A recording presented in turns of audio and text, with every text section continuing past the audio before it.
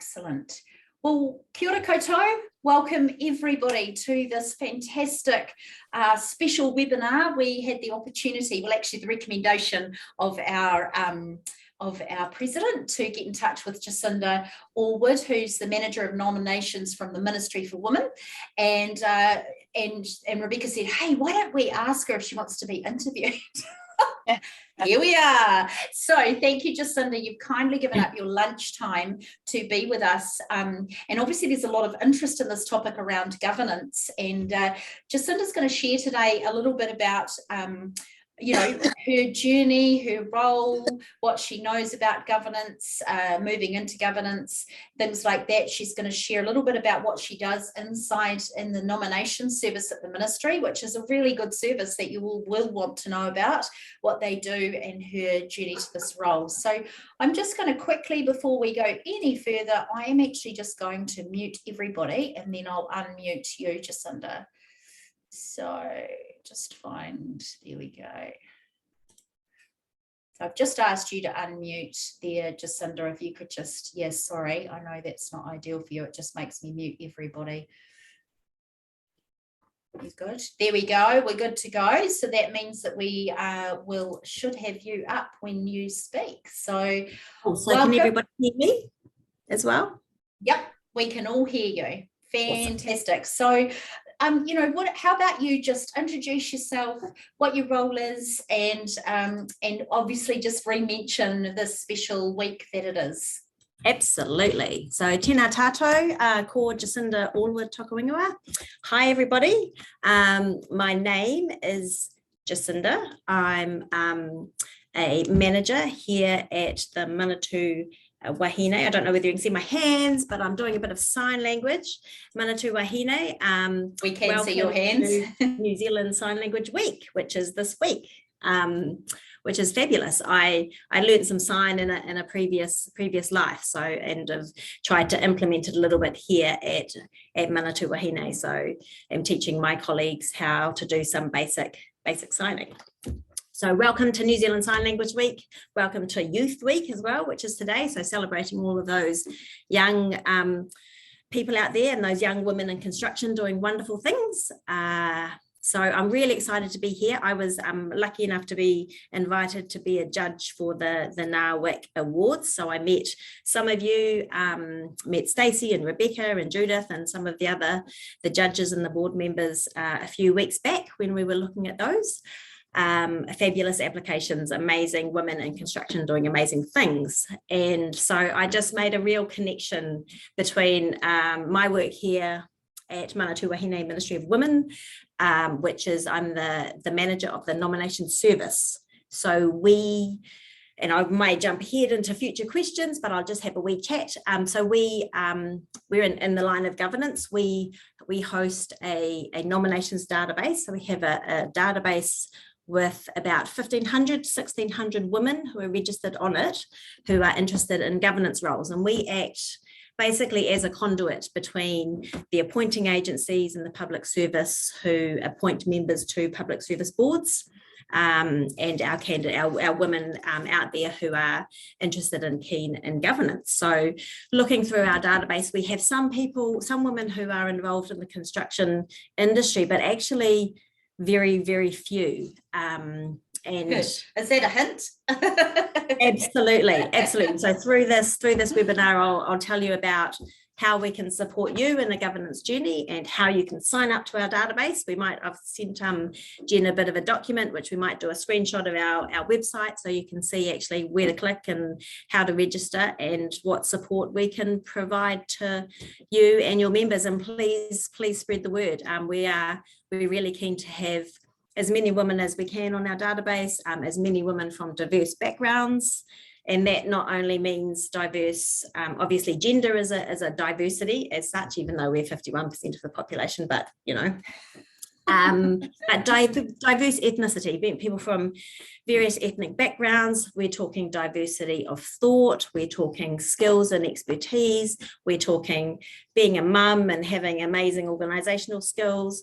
We're talking people who have disabilities, people from various other sexuality backgrounds, LGBTQI, bringing a different perspective to our boards that have historically been within these four walls as such, full of, middle-aged pale males who have done their dues in the finance CEOs, CFO sector, and the sort of retiring at the end of their life. We want young, new, diverse, wonderful women filling up our boards.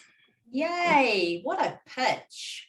That's fantastic. So, I mean, I'm inspired already. When you and I were chatting about this webinar the other day, we were talking about you mentioning from your experience and perspective, sometimes women don't put themselves forward for governance roles or even know, I've never been on a board, so I can't, we talked about what are the transferable skills that you reckon, just do a bit of a list off, right? So what are the transferable skills that you reckon women might have from other roles in their life? So it might not be from motherhood to work, which is often the one we think of. It might be from, what are some of those that you've seen to encourage people to think more broadly about their skill set and how they might transfer into a governance type role? For sure. So we do get that a lot. We have people saying, well, I don't have the full list of what people are asking for, and that comes, I think, from a lot of women find that with not only jobs, recruitment jobs for regular jobs, but also in the governance space. You don't always need to have expertise in governance. You don't actually even always need to know particularly what governance is. So there is a lot of things that you may do in your everyday life. You might be a sports person in a sports team. You might manage a sports team. You might be a member of a club. You might be on a committee. You might have done, if you have children, a lot of us have sort of done the Plunket rounds or the creche committee or the play centre work that we've done in the past. You might just be into some community group and organisation that you're doing in your local neighbourhood. All of these have transferable skills that can be listed on a governance CV and get you on that stepping stone pathway. As I said, some of the boards, even some of the public sector boards that are paid positions, we don't always require people to have any expertise. Some of them are very entry level. There's lotteries grants boards which do rounds of recruitment each year as people come and go off those, and they just want people with different experiences and different interests and different levels of expertise. A lot of the Department of Conservation boards, they as well, they're not quite as well paid as some of the big higher arching sort of treasury boards, if you like, or statutory entities, but there's a bunch of things that we actually put people forward for that don't have a lot of experience. There's boards that ask the lay people to provide a perspective onto their boards, to provide that aspect to the membership. So I think everything that you do, your working life, a lot of people do work and they associate with the board in some capacity, whether they, are on volunteering for one, or they're on a board, or they support a board, or they provide papers to a board. Everything is relevant. So it's all on the table. And I think we really need to, rather than think about what we don't have and we haven't done, think about some of the things that we can offer. And it's about putting yourself out there and having the confidence of putting yourself forward. I love that. And someone has already said that they're already inspired in the chat and they want the recording be available. So It's awesome. It's going great. And so, following on from that, and you've touched on some of these things, but I just want to make sure we cover everything because we've got so much good stuff to share here. For those who aren't really aware of what different roles in governance might look like, what different roles are there in governance? Because some people just think it's board, or there's an alternative name, council, or So what do you see on that? Yeah, absolutely. So there are the traditional boards, and actually, to give you a sense of numbers, just talking about the public sector board. So those are sort of ministries around, all of the ministries generally have at least one board that they administer. And there's about 420 odd, give or take, some fall off, some come on, of those boards that are just administered by government agencies. So that's a huge number just to start off with. There's also advisory groups. So a lot of within the public service, there's advisory groups that provide advice to ministers, and those particularly want very diverse views and people that will question the status quo and bring your individual's perspective and strategic thinking or diversity of thought to the table. There's some of the higher level ones, so people who there may be members of NAWIC who do already have governance experience. You might be an engineer or an architect or a designer. You might have your own business. You might have a whole lot of that basic fundamental business acumen and marketing. You might, you'll do your own finances. All of these skills are governance. They're relevant and they're transferable. So we really want to hear from you. We really want people who are interested in governance. And what I will do is I'll show you on the sheet that I will have provided with Jen, and we can send that round or whatever. There's some interesting training resources that are all free online resources. There's a bunch of stuff on our Ministry for Women website, which is it's not specific to women. So if you have men out there that you know and think are interested in governance, they can totally look at all of the available information. And then there's another one that I will send you, which is a Community Governance New Zealand. So they have a more community bent to their work, but they have this great website that's been launched just in December that provides a whole lot of the basics. They've got tiles for, what is it like to be on a board? How do I bring a utility aspect to my work? Well, how do I write an agenda? Board minutes, what to expect from a board? There's like 9 or 10 of them. And that's kind of a starting point for just saying, okay, what is governance about? What can I expect? And is this something that I am interested in pursuing? Fantastic. And we've already got a question, which is awesome in the chat. It just says, Emmy has asked, are most of the governance roles full-time, or are there a lot of part-time positions? So all of them that we support appointing women to, they're all part-time. So they're not jobs, they're not roles as such, but most of them are governance boards who may meet between once a month, so 12 times a year, or less frequently. Some of them only meet 3 or 4 times a year. There will be work leading up to each board meeting and possibly some work post board meetings. So they're generally, the public sector board positions are all paid positions according to the Cabinet Freeze framework. So they're different rates of pay, and the different rates of pay kind of depend on the level of influence and responsibility that board holds and hosts. And that's more of a board by board basis. So I can't really give you any examples off the top of my head, but there is a board range. Like some of them, the really high level boards, they're paying $1,000 a board meeting to their board members, or even more. Some of them are, $200 for a board meeting or a day. So it all depends, really. Yeah, so but I think the answer to the question that Emmy had was yes. There are a range of full-time, more time investment versus small-time investment, yeah? There's someone also asked, Jess has asked, could you give some examples on how we could relate governance roles to our regular day-to-day professions? So I'm not sure whether I'm going to answer this question quite right, but on the sheet that I gave you, Jen. Yeah, I can share that screen if you like.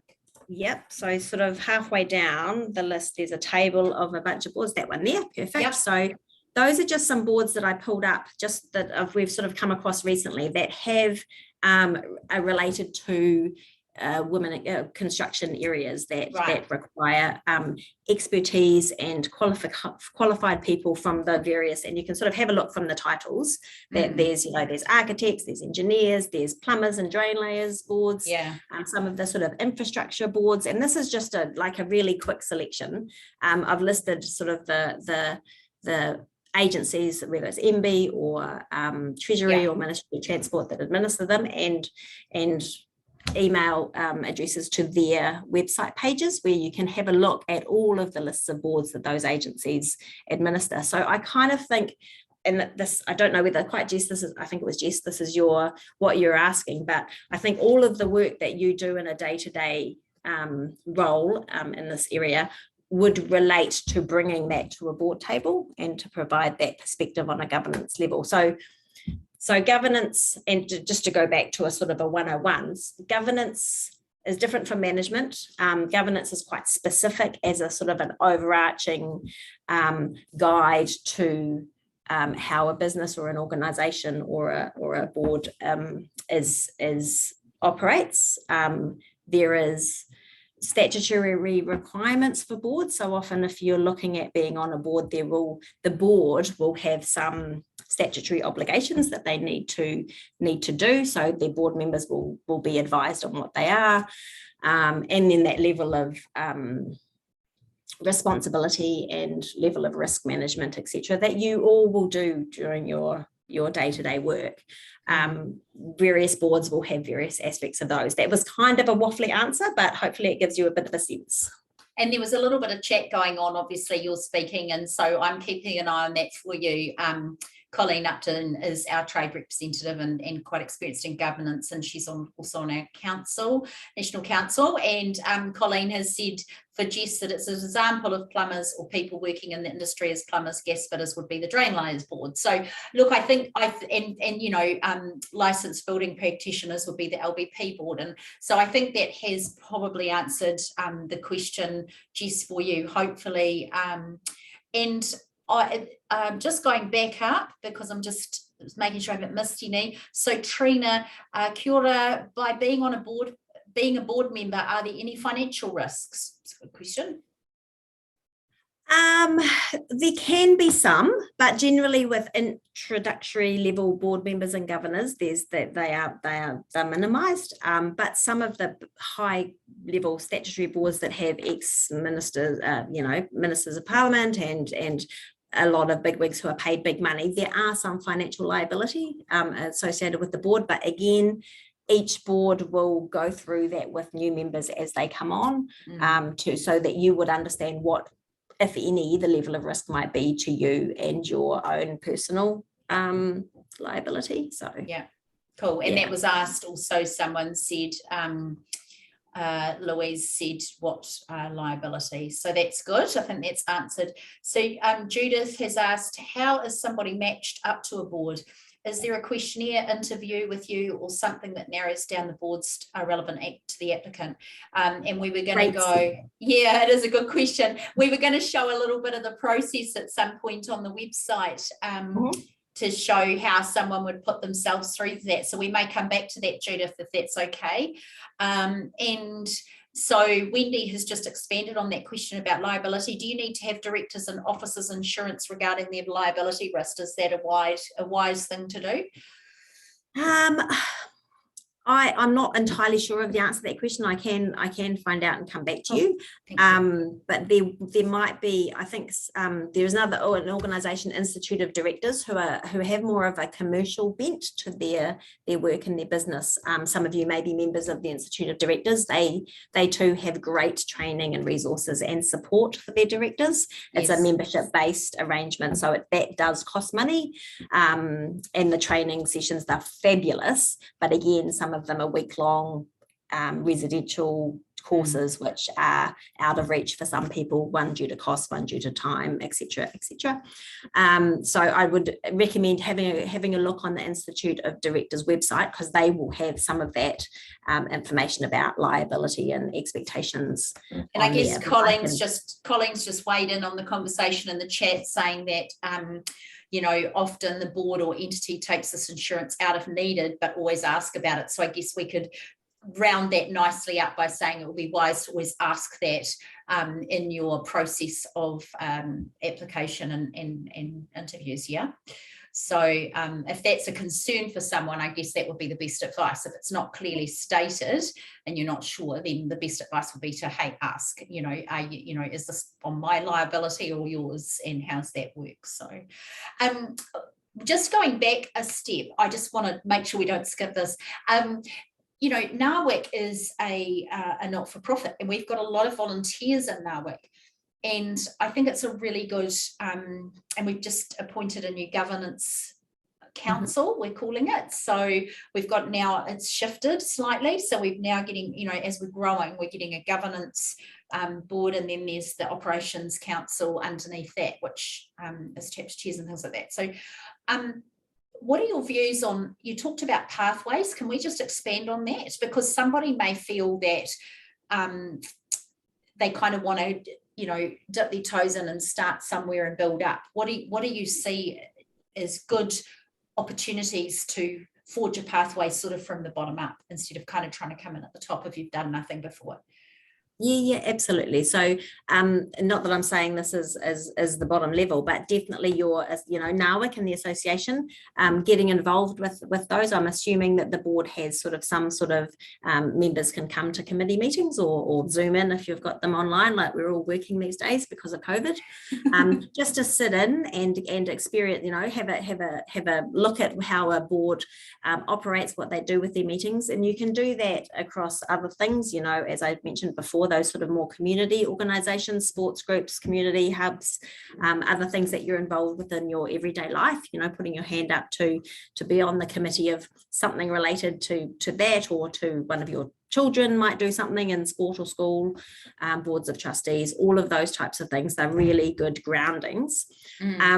There is also, and I think specifically for you know, women, so bringing a diverse lens who are interested in governance but want some experience. There are some, and we're sort of trying to establish one, either internships, if you like, or future director programs where you can do that sort of observation of boards and how they work on a more formal basis. So then sometimes they're paid half a rate of a director, sometimes they're voluntary, but that's a way of sitting in on a board for a certain period of time to learn and grow and develop. Often these sorts of programs are linked with mentorships. So you're sort of buddied up with a mentor who's on that board with experience, and you sort of learn and grow throughout the process. So the Institute of Directors offers one of the Future Directors program.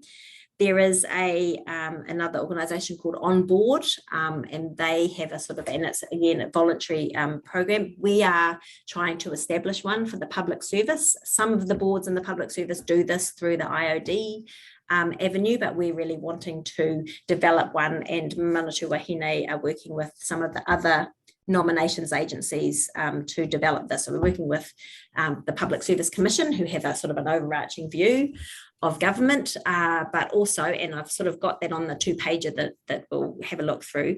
Manatu Wahine, we're not the only nominating agency. So Ministry for Pacific Peoples has one, Te Puni Kokiri have one, the Ministry of Ethnic Communities have them, Treasury has their highfalutin one, and the Office for Disability Issues has one as well. So if you associate with not only women, but you're from a Pacifica background, or you might have a disability, or you're Māori, I really highly recommend you, if you're interested, registering with our database, and we'll talk a little bit about how to do that and what we offer. And I think there was a question about linking up with opportunities, so I can definitely talk about that.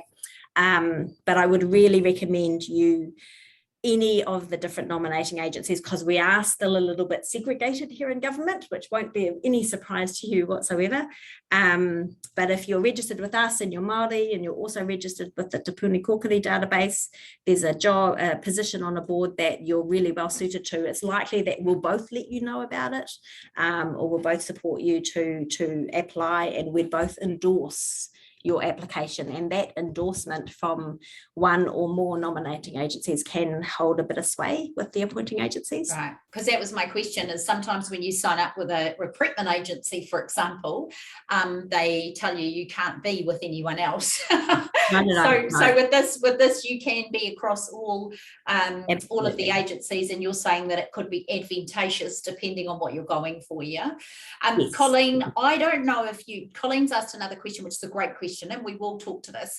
I don't know if you were on earlier, Colleen, when Jacinda talked about transferable skills, but let's go there again just to unpack that a bit more. So the question is, Jacinda, often women underplay the life experience they have. What do you think about experience on kindergarten committees, school boards, and trustees, etc.? All relevant, absolutely relevant. Definitely add them in. What we do is we have a when you register for our database and the others, we ask you to provide us with a governance CV, and all of those things need to be in there on that governance CV. I kind of think some of the work that we do on those boards and committees are harder than some of the paid governance roles that you do, because you're probably working full time, you're running around with kids, you're also on the care centre and you're doing your time, and you're on the committee and you're doing the fundraising, and all of these things are hugely valuable. You know, if you've been on a fundraising committee for your creche, lotteries, grants boards will think, you know, they'd love to have you from that side of it, because you've been on the application side of it. To be on the deciding side of it from the board side would be great. So absolutely, it's all relevant. Yeah, and for those who weren't on earlier, right at the start, Jacinda, you know, also talked about even playing sports and being on sports teams and on sports committees and things like that. So I reckon, you know, you have talked about some of the services and support services that you provide in the nomination service, and so we'll talk to that in a minute. Because it'll be really good for people to see how you support them going through the process, what the process is, which is what Judith's question was, and then how you support them and what resources are out there to help them unpack that. Because I'm imagining that, you know, I know a lot of women who are, you know, well seasoned in their industry still struggle to put down a list and think about all the things like that, particularly if they're not used to it and they're just thinking, oh, I just helped on the committee with the bake sale, or I just helped at the garage sales for a year, or, you know, and they put a just before things and then they don't see the value in that. So I think that expands on what Colleen's saying. Just to reiterate the point, I think it's a very good point, is to understand that everything we do in life, especially our volunteer work, and like you say, more often our volunteer work, because it's more challenging sometimes to juggle and it's unpaid work, is actually highly valuable and transferable skills. So a question here from Angelique: how do we represent this within local government? I have to represent councillors, our board, I guess, and present papers, etc. Would this be considered equivalent? Yeah, so are you meaning, Angelique, are you meaning that work that you do with councillors presenting papers, are you asking Jacinda if that would be relevant experience to put down, yeah? Yes, thank you. I believe it would be in lots of ways, because it's sort of, you know, same sort of function that, but when looking at governance or board roles, I don't know how to represent that. Yeah, cool. Experience. Yes, absolutely. So I think to kind of answer your question, there's a couple of ways. So obviously, all board roles that you would apply for, similar to applying for a job, you have a CV and you have often a letter, a cover letter to accompany that, and you can include some of those knowledge of governance, and whichever side of the coin it comes from is all relevant stuff. I mean, I think there's some governance boards that have people who have absolutely no idea how a governance board works. So if you have provided information and papers or support to a governing board, you will know a lot of the things that they are looking for and they require. So that will be of huge value to you when you get on that board. There is on our website a link to information about a governance CV. So a governance CV is different from your job CV. It does include some of your key experience and employment that you have, but it also talks about what's your value proposition, what will you as a person bring to a governing board role. So it's not only your skills and experience, but it sort of culminates it into this is my perspective that I can bring. So I have partial vision and I'm interested in sign language because I've known deaf people, and I think that, you know, people with disabilities have a great perspective from we have to work outside the square, we're great problem solvers, things don't often come easy to us, so we have to think of things in different ways and be strategic about how we do even day-to-day activities. So things like that you can sort of bring in a sort of a value proposition statement are really valuable. The fact that you're women is still really useful. We have a 50% target for women on boards, a mandate that was signed up by Cabinet in 2018. We did meet that 50% last year, but there is obviously maintenance work to make sure that we maintain that. So being a woman, you already bring a diverse angle to some of the boards that don't have a lot of women on them. You can have a look at the stats on boards. In Maratu Wahine, we produce every year a stock take of all of those public sector boards that I mentioned, about 420 odd of them. And we record by ministerial portfolio, but also by the agency who administers them, what the proportion of women are on their boards. So how many boards, how many women. We also report on the ethnicity of all of the members of those boards that provide ethnicity. So you could say, well, I'm a Pacifica woman with who's an engineer, and I can see that these boards managed by MB that need engineers, there's no women on those boards, or there are no Pacifica people on those boards. So you can bring that representation of experience and culture and work and life to that board table. And boards are now moving. It was a really tough fight for a while. It was, as I mentioned before, those middle-aged stale pale males who have done their time. But boards are actually, and ministers and appointing agencies actually understanding and realising the value of diversity. So we want our boards to represent the population of New Zealand, that those boards and those organisations and the groups that they're sort of supporting. So there has been we have noticed a real shift, but there is far more work to be done. So I'm not saying that we are by any means meeting those sort of particularly ethnic diversity representation, and we don't even collect information yet on disability or LGBTQI plus, or we don't collect it on age even. We don't report it on sort of rural versus metro, because that again provides a really valuable perspective if it's something that has a primary industries angle or a food production and marketing angle. There's a huge range. That's awesome. And Angelique has just put in the chat, thank you, Jacinda. That's great to hear some real progress. Stacey has got a question. When are board meetings usually held? During regular hours or after hours, or does that vary, like the question around part-time versus full-time?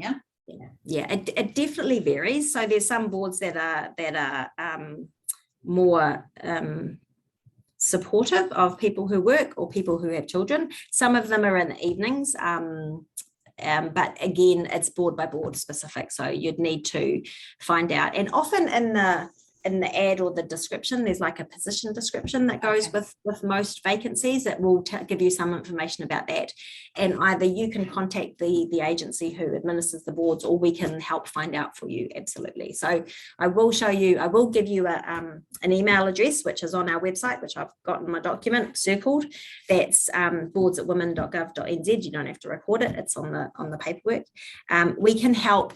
If you've got any questions, like we can do some research. I have a team of 2, which may not sound big, but it's actually massive in this space. So we can do that. We can do some of that legwork for you. So maybe this is a good segue into how to sign up for our database and what we can provide. Yeah, absolutely. There was just a quick question from Stacey as well. Is there a complaints process for board members?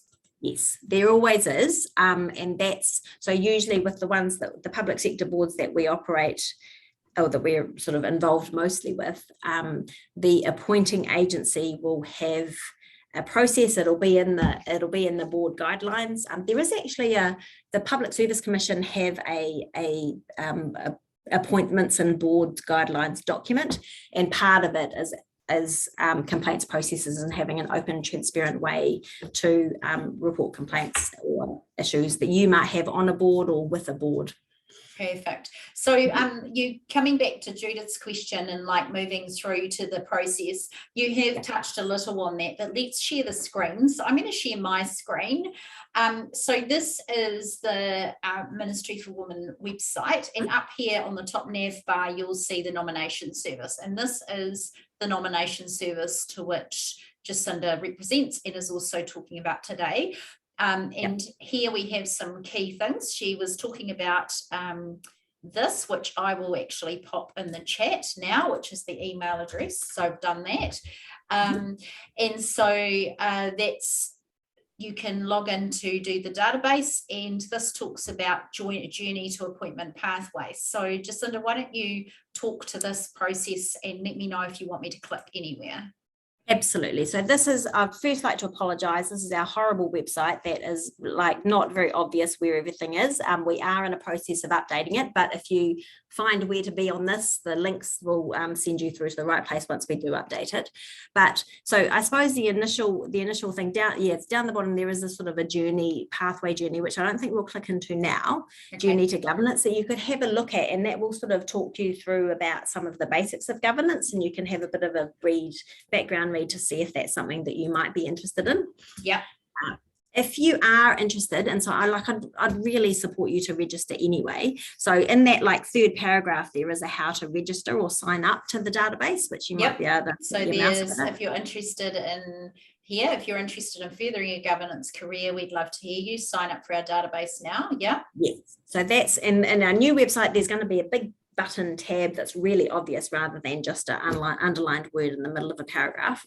Cool. So that will, if you click on that, that will take you through to a login page where you can register with an email address and a password that you can reset or forget, and we'll send you the new one, and that will give you a survey basically. So you'll log in and you'll register all of your details and information, and which will go straight into our database, which we can see at our back end. So it's kind of like a recruitment type thing, and it'll ask you all the basic stuff, all the demographics. It'll ask you for your work history, it'll ask you for your board experience if you have any, and it will ask you to upload your CV. Now, if you decide to do this, which I really hope a whole bunch of you do, if you have any issues with it, because that end of our database is a bit of a nightmare sometimes as well, please just send us an email on that boards@women.gov.nz. Right here, Yep, it'll probably be Tonya, one of my advisors, who just send an email to their email address saying if you're having an issue, if you're having a problem, or even if you've got a question, about a board that you might be interested in, if you want to meet with us. So we often meet one-to-one with women. We'll have a Zoom chat, find out a bit more about you that can really add to what you provide us into the database. So we can kind of get to know what other things you're interested in, so we can keep an eye out on opportunities that might be relevant to you. So once you're registered, we see that come in, and we'll come back to you, contact you if there's any issues with it, or if there's things missing, or if we have any questions. And so then you're in our database. You can pop onto the log, and it's just above the boards at women email address. It's like if log in here to it says change your CV or something. I again have partial vision, so I can't quite see it, but so once you have a registration, and so you use your email address and your password, you can go in through that tab at any time and update your details. Right. So if you get a new job, if you are on a new committee or something in whatever aspect of your life, if you get on a board, we really encourage you to update your CV on a regular basis and go into there and update your details so that we've got the most current information about you. So that's kind of the front end of it from your perspective. There's also information down there about how do I develop a governance CV, which I think is really, really useful. So if you can click on here. So that's all there, and you can, it says here is further advice about developing your governance career, your CV, and tips for preparing a CV, So that's all really valuable and useful information, and it will link you through to some other resources as well. So awesome. I definitely recommend that you go in there, because it's having that difference between a governance CV and a CV for a job is quite pertinent to these things. So what we will then do is we are contacted by the appointing agencies who administer the boards. Whenever they've got a vacancy, they come to us as Manatu Wahine and those other nominating agencies that I mentioned before, Te Puni Kokore, Ministry for Pacific Peoples, Ethnic Communities, Office for Disability Issues, and they will ask us to nominate women or to go out to our candidates on our databases for women to express an interest and or apply for roles. So yeah, so there's the list, and I've given you the links in that document, so you can click on those if you're able to send those around, Jen. I don't know quite how that I'll works. send this Word document to everyone. I'll either drop it in the chat or I'll just email it out to those who registered for that, so they can see that. That information. So that's the cool. list so there, the list of the nominating agencies. So any that you you think you relate to, definitely sign up to those. And then what they do, so for example, those boards that are in the table from MB or from Treasury, the appointments team at MB will email us, they'll give us the information about the vacancy. We will then basically act as a recruitment agent. So we will go through our database and we will match the skills and criteria and qualifications and expertise that they are looking for.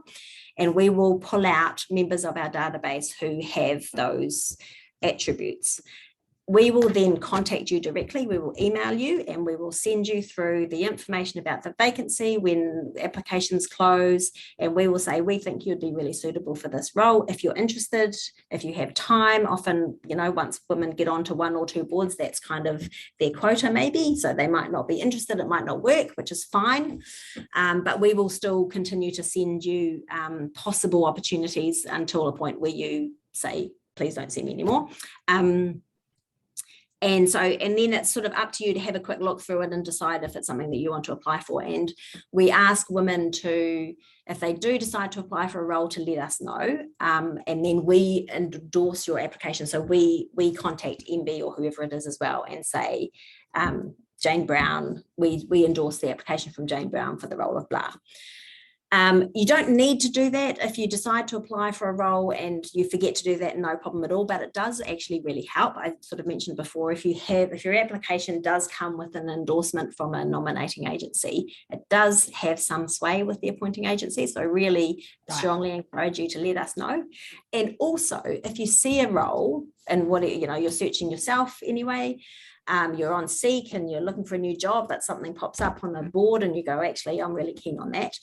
And if you decide to apply for anything outside of the ones that we send you, let us know, because we can then contact whoever it is and we can support your application, even if it didn't come from us initially. So, yeah. And what we do is, you may not always hear from us. Like some people sign up and never hear from us, which I'm trying to really change. I'm trying to, especially sort of newbies that come on board, I'm trying to sort of those, I mentioned the lotteries grants boards, some of the doc boards, the layperson positions on boards. There's like regional skills leadership groups that are in different areas around the country. So we try and send that out to people because, it might not interest you now, but it might interest you in the future. So hopefully, if you do sign up to us, we will contact you, and specifically, those requests for designers and engineers and architects and planners and people with the organizational skills that many of you and your other members and colleagues will have. We don't have that many of you on our database. So yeah, would really love to have you sign up. And that email address, boards at women, if you have any questions along the way, please just flick us an email and we will come back to you and we'll talk you through issues.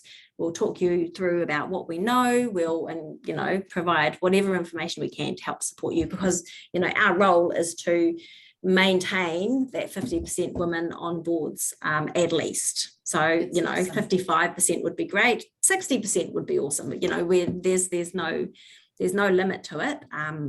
Yeah, so that's kind of a short and sweet what we offer. So we do a lot of the hard work for you. Obviously, you certainly would have a role as well in pulling together your current CV and flicking off an application to the organisation, but we can help identify which ones we think you'd be a good fit for.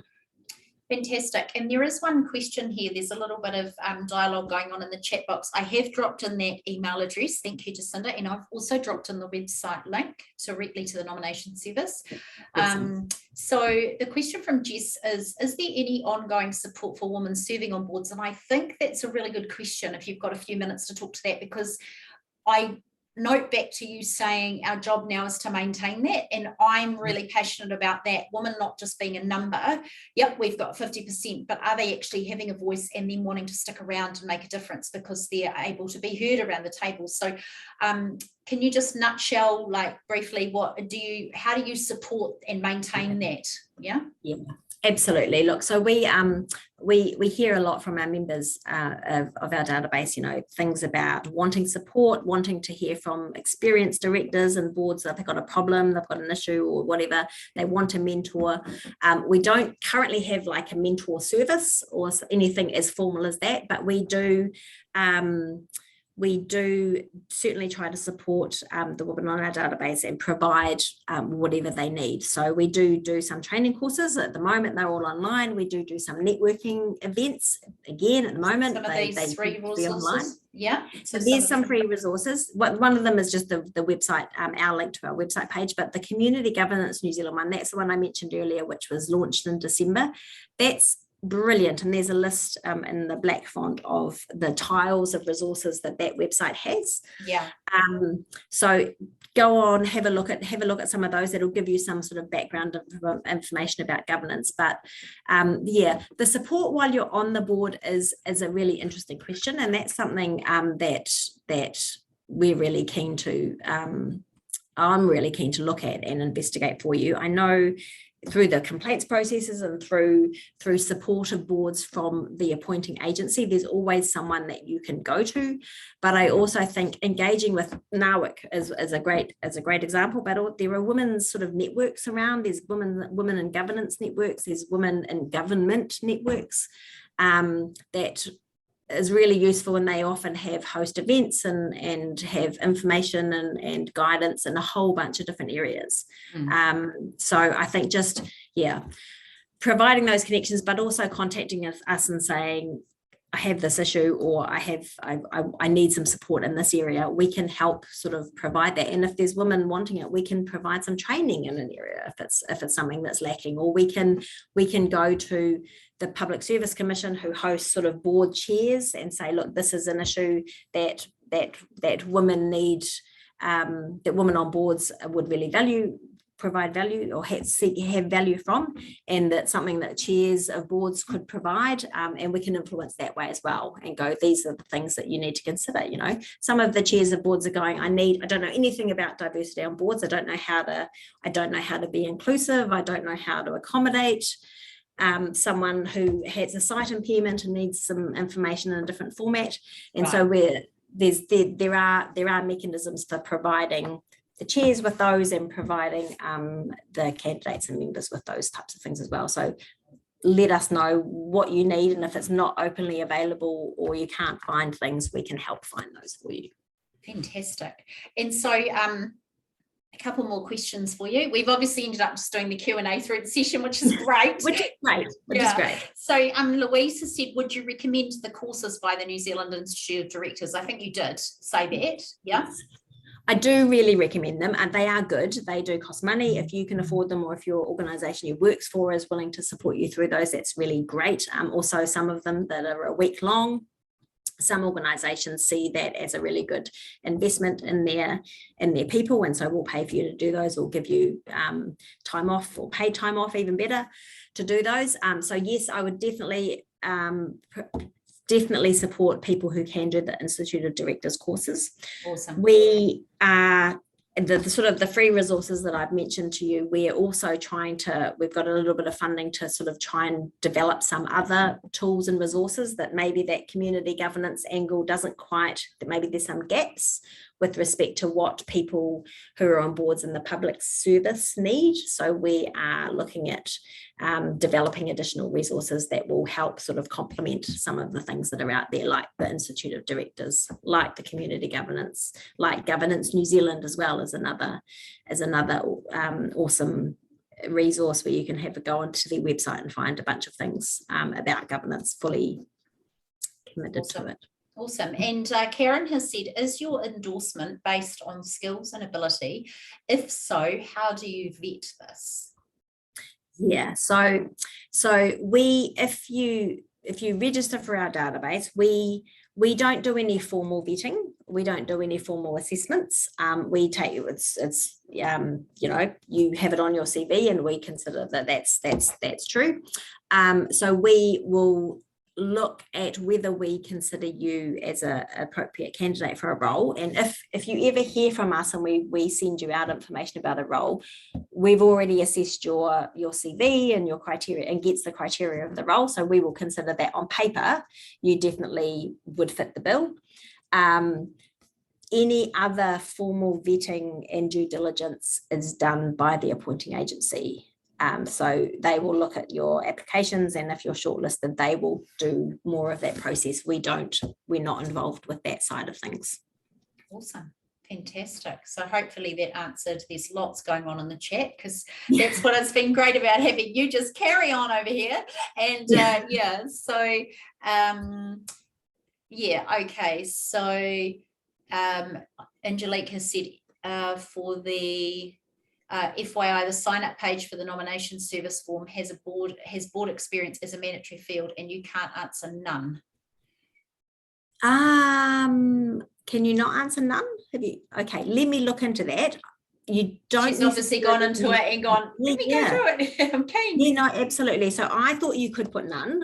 So I will come back and find out what you can. You can enter into there if you haven't got any formal experience. Yeah, that's a very good question, and maybe I'll send that back through to Jen or the committee. So yeah, even Angelique, I even recommend maybe emailing that email address with that question just to prompt Jacinda. Good idea. Yeah, good that'd idea. be great. Don't have to write it down. Perfect. Yeah, so she said thank you and sure thing. So that's all good. So look, and just in respect for your time, you've talked a lot about, hopefully that's answered all of Judith's questions around how the process works, how people do it. And, we have taken up a lot of your time. I really appreciate your time today, but I just want to ask if there's any further questions for Jacinda. You can either take a moment to unmute yourself, as long as where you are isn't too noisy because it's been recorded, or you could just drop it in the chat box and I'll read it out to her. And I guess just while people are thinking if they've got any quick questions, are there any sort of final tips? Or, I mean, you've been very enthusiastic. I think everybody's really excited and really thinking this through. But yeah, any tips or thoughts for you just in general around women putting themselves through for governance roles and why they're needed? Yeah, absolutely. Look, and if you think of something afterwards and go, oh, I should have asked that question, just send it to that boards@women.gov.nz email address, and we can deal with that at any time after this. I do think, one of the things, particularly with women, we have imposter syndrome. We get ourselves sometimes into positions and feel as though we don't know whether we deserve to be here or know what we're doing or have the right skills and expertise. There's that age-old tradition of the joke of 10 things that are required for a position. A bloke looks through and goes, oh yeah, I know what that one means. I've got that and I can fudge that one, so they'll apply. Yeah. A woman looks through, they can do 8 out of 10 with their eyes closed and their hands tied behind their back, but there's 2 things that they're not sure about and they won't. It is a tough world out there. I'm not saying it's easy. I'm not saying that there's any guarantees that you'll be successful in your first 1 or your first 10 maybe applications. Because it is competitive, but we are seeing a shift. Get that shell up and put your applications in, back yourself, sell yourself, talk yourself up. Don't lie, but think about the things that you can pitch in a way that promotes your skills and expertise and what you think you can bring, and put yourself out there, because you'll never know. You might be really surprised. Something will pop up at the right time and the right fit, and you've probably got a lot more to offer than you initially think you have. So it's something that we have.